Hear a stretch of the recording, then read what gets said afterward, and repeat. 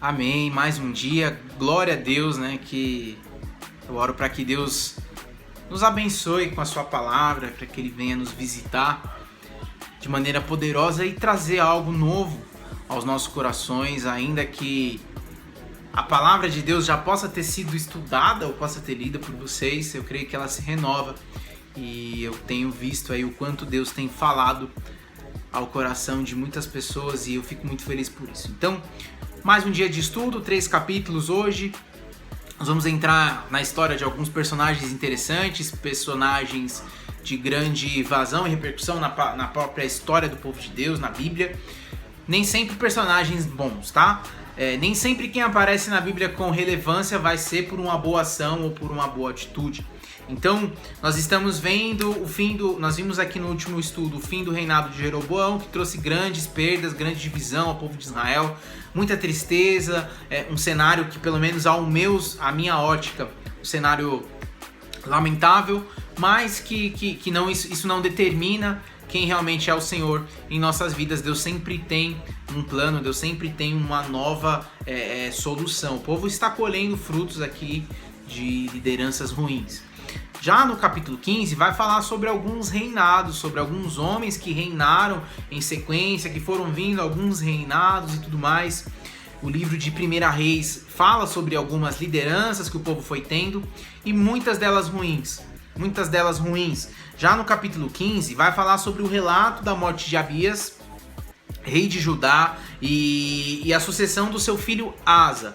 Ele foi um bom rei para Judá, ele permanece ali 41 anos no trono. Normalmente os maus reis passavam pouco tempo na liderança da nação. Eu creio que o fato dele passar 41 anos diante da nação, diante ali de Judá, já mostra que ele foi um bom rei, de que ele estava sim fazendo uma boa liderança. Asa foi um rei temente ao Senhor, e ao invés de imitar ali os procedimentos do seu pai Abias e do seu avô Roboão, ele imitou o procedimento, ele imitou as atitudes, ele imitou a liderança de Davi.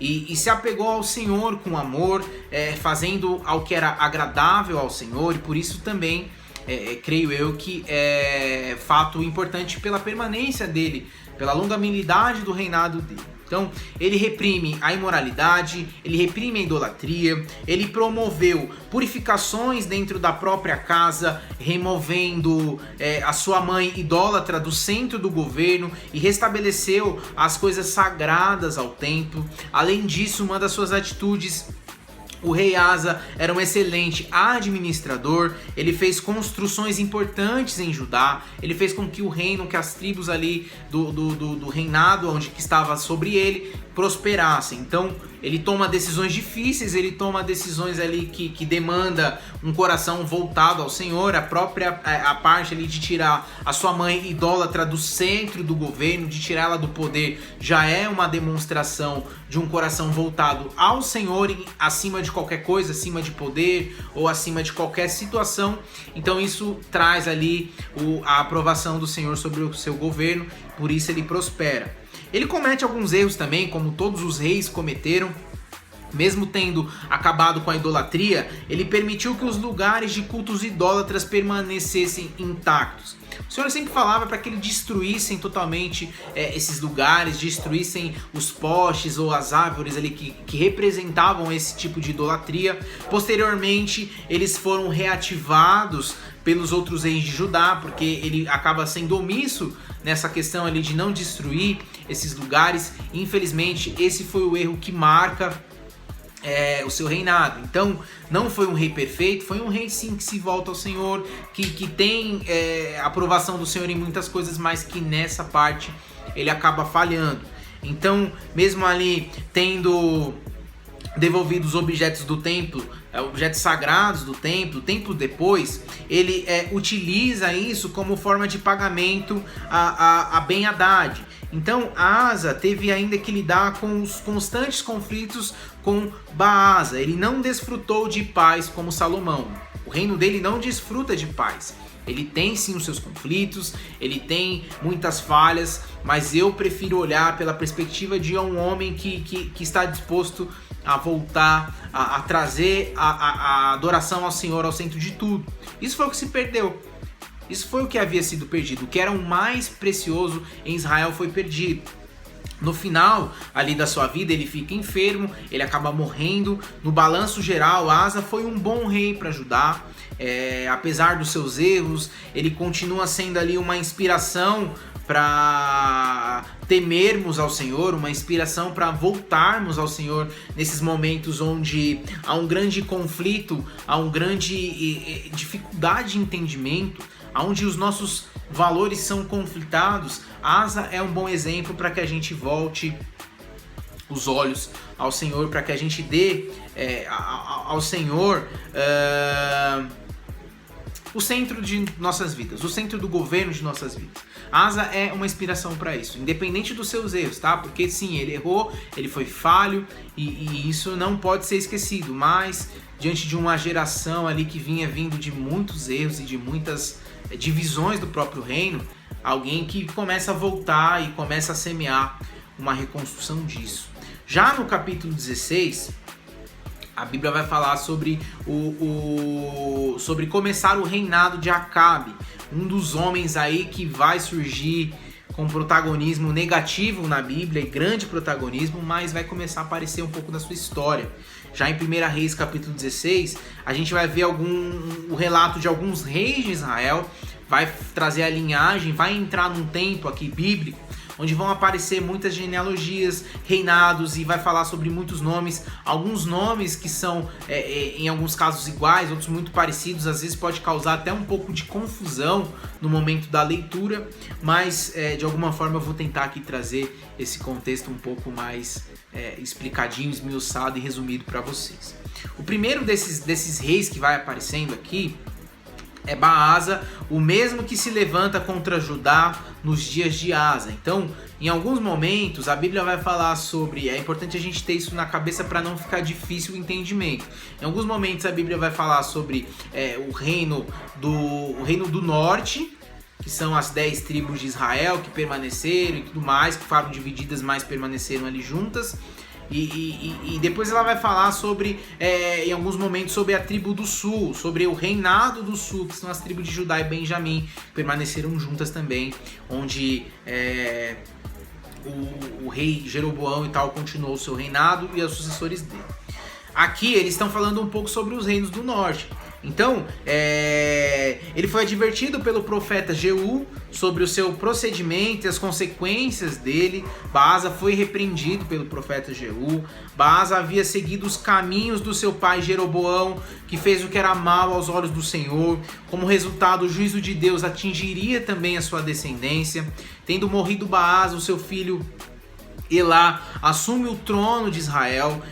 Depois de anos do governo, ele foi assassinado por um dos seus servos chamado Zinri, que acaba ali com a dinastia de Baasa, conforme havia dito o Senhor. Isso está lá no versículo 9. Zinri, ele dá um golpe, ele assume o trono, ele só reina por 7 dias. Um trono, uma resposta aí, uma manipulação que é notória, que fracassa. Ele governa Israel por 7 dias, porque o povo se organiza e declara Onri como o seu novo rei. E Onri, seguindo o mau exemplo dos reis de Israel, fez o que o Senhor também reprovava. Na verdade, ele foi pior do que todos os seus antecessores, é o que diz o versículo 25. Diz que ele foi pior do que os seus antecessores, e os seus antecessores já haviam sido muito ruins. Então você imagina aí o nível que esse homem reinou. Tendo morto Onri, Acabe, seu filho, sobe ao trono de Israel e segue o exemplo da maldade do seu pai. O que ali foi profundamente potencializado pela companhia da sua esposa que era pagã e que era serva, sacerdotisa de Baal, uma entidade a qual Deus abominava. A sua esposa, que tem sim também um grande protagonismo negativo na palavra de Deus, que é Jezabel. Então aparece aparece aqui a história de talvez do pior casal da história, o pior casal do homem que é um exemplo a não ser seguido, e de uma mulher que também é exemplo a não ser seguido. Começa a aparecer na palavra de Deus a história de um casal extremamente famoso, que é Acabe e Jezabel, a mulher mais perversa do Antigo Testamento e muito destacada na Bíblia por causa da sua iniquidade, por causa da sua maldade, por causa das suas atitudes, por causa ali das suas ações. Uma mulher ali que, cara, é deplorável e que infelizmente também Acabe entra nesse pacote.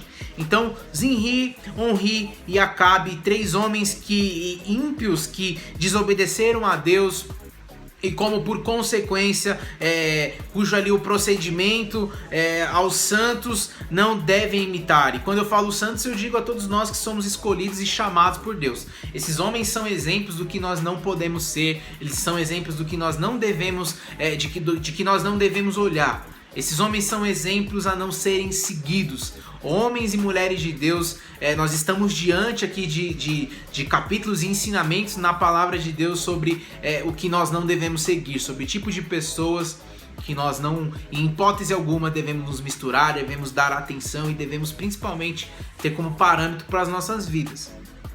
A Bíblia, ela nos exorta a imitar, ou seja, a nos inspirar, a buscar aquilo que é bom e nos manter longe do que é mal. E a aparência do mal, ela é muito tipificada aqui, ela é humanizada na figura desse casal. A gente vai ver aqui que são pessoas assim deploráveis. Se você já é alguém que tem uma caminhada com o Senhor, obviamente você já conhece um pouco a respeito da história e do comportamento de cada um desses dois, tanto de Acabe quanto de Jezabel. Mas se você é alguém novo que por algum motivo, e eu agradeço, dou glória a Deus por isso, se for esse seu caso, alguém novo que não tem muito conhecimento ou que não tem muito relacionamento com a palavra, você vai ver aqui que esses dois, eles são exemplos. E as suas atitudes, os seus frutos são algo assim deploráveis. São pessoas que vão totalmente contra ao reino de Deus. São pessoas levantadas ali, realmente unificadas na figura do inimigo do reino de Deus. E o capítulo 17 já traz também o protagonismo de um homem aí que representa o pilar profético do reino de Deus. Assim como Moisés representa o pilar sacerdotal, o pilar de liderança, o pilar de governo no reino de Deus. É óbvio que nós estamos falando de figuras levantadas pelo próprio Jesus Cristo a nos conduzir nessa terra. É óbvio que a palavra toda se cumpre em Jesus Cristo, de Gênesis a Apocalipse. Ele é o cumprimento de toda a palavra e ele em tudo se faz através dele. Mas o Senhor levanta pessoas, o Senhor levanta os seus líderes, o Senhor levanta os seus para nos inspirar e para conduzir o povo. E um pilar que ele levanta no reino, e aqui eu estou trazendo até mais para um lado um pouco mais teológico, trazendo aqui um pilar de governo, um pilar de liderança. Nós temos Moisés como esse exemplo. A Bíblia relata que não houve outro homem como Moisés nesse sentido, de liderança, de conduzir o povo, de ser um libertador. Vai aparecer aqui um outro pilar que nós colocamos como o pilar profético no reino, que é Elias, um dos maiores profetas que a Bíblia vai nos relatar, vai nos mostrar, um homem que viveu coisas incríveis com o Senhor. E ele começa a aparecer agora no capítulo 17. O nosso último capítulo do devocional de hoje começa a trazer a figura de Elias, um dos homens que profeticamente fez o que você nem imagina. Um homem que manifestou sinais, prodígios, maravilhas e poder do Senhor de maneira abundante.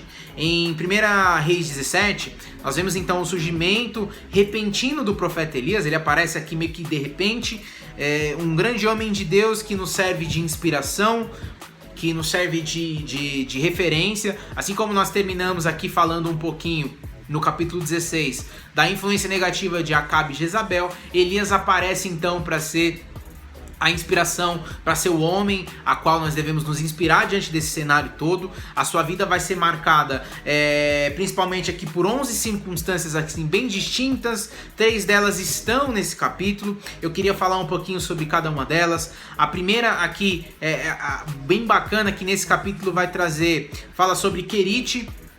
Nesse lugar aqui, o profeta Elias, ele foi de maneira sobrenatural sustentado por Deus, depois de profetizar que não haveria chuva sobre a terra, até que ele profetizasse novamente para que chovesse. Então, Elias profetiza que não vai chover e não chove, Elias profetiza que vai chover e volta a chover. Olha o nível de intimidade, olha o nível de poder, olha o nível de unção profética que estava sobre esse homem. E essa unção profética, ela está disponível para você, ela está disponível para mim. Basta com que cada um de nós venhamos a nos prostrar e buscar essa realidade para as nossas vidas diante ao Senhor. Ele permanece ali isolado, sendo cuidado pelo Senhor até que a água do ribeiro nasce. Então, olha o poder que há nesse homem. Eu começo a falar sobre ele, eu até me arrepio, porque não dá para falar sobre a manifestação profética, não dá para falar sobre manifestação de sobrenaturalidade, de poder de Deus e manter ali e ficar ali de maneira irrelevante diante desses fatos. Não dá. Nosso Deus é um Deus de poder, é um Deus de manifestação, é um Deus que é vivo, é um Deus que é real, é um Deus que transforma ambientes, transforma lugares, é um Deus vivo e Ele libera esse poder sobre mim e libera esse poder sobre vocês também. Então, ele permanece ali, ele permanece isolado, nesse momento ali ele fica ali até que o ribeiro, até que nasça a água do ribeiro.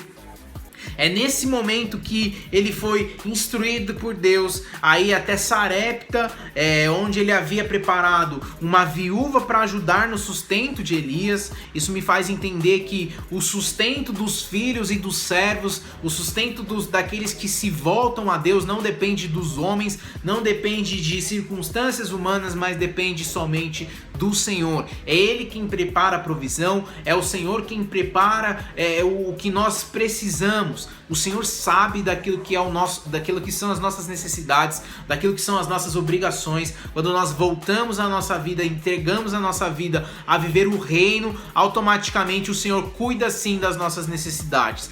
E um outro ponto interessante que aparece nesse capítulo fala sobre a viúva de Sarepta.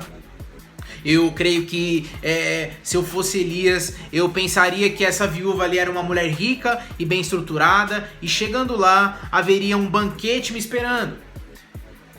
Se eu fosse Elias nessa situação, depois de ver essa manifestação de glória, eu pensaria isso. Pô, eu vivi tudo isso aqui, Deus me deu esse poder, Deus me usou dessa forma, agora Ele tá me mandando aí cuidar dessa viúva porque ela vai me prover, então é sinal que lá vai ter um banquete me esperando, eu vou ser honrado. Esse é o pensamento natural de todos nós. Esse é o pensamento natural de quando nós ainda estamos caminhando com Deus sem entender realmente o seu coração, sem entender os seus propósitos. Mas é óbvio que ao ler esse capítulo, é óbvio que a mergulhar profundo nessa história, você vai ver que não é nada parecido com isso que acontece. A viúva era muito pobre e o que tinha para lá, o que tinha para ela e o seu filho comer era somente uma última refeição. Então o cara que chega lá esperando um banquete, ele encontra uma escassez tremenda. E em seguida, elas provavelmente dessa última refeição, ela esperaria a morte, ela não tinha mais expectativa. Agora, Deus envia a cada um de nós não para olhar para as nossas necessidades, mas para sermos instrumentos de suprir a vida daqueles a qual o Senhor nos envia, e através disso o Senhor derrama tanto, o Senhor é tão abundante nas suas bênçãos que sobra demais. Isso nos abençoa. Aqui Elias está vivendo a figura exatamente igual ao sacerdócio. Qual era o intuito do sacerdócio? Eles abençoavam o povo, eles faziam as ofertas, eles viviam em comunhão, em aliança com Deus, e automaticamente a provisão, as ofertas, aquilo que era agradável, aquilo que era perfeito de ser feito aos olhos de Deus, era também um instrumento para suprir a necessidade deles. E aqui o profeta Elias, ouvindo as necessidades, ele pede que primeiro ela fizesse para ele.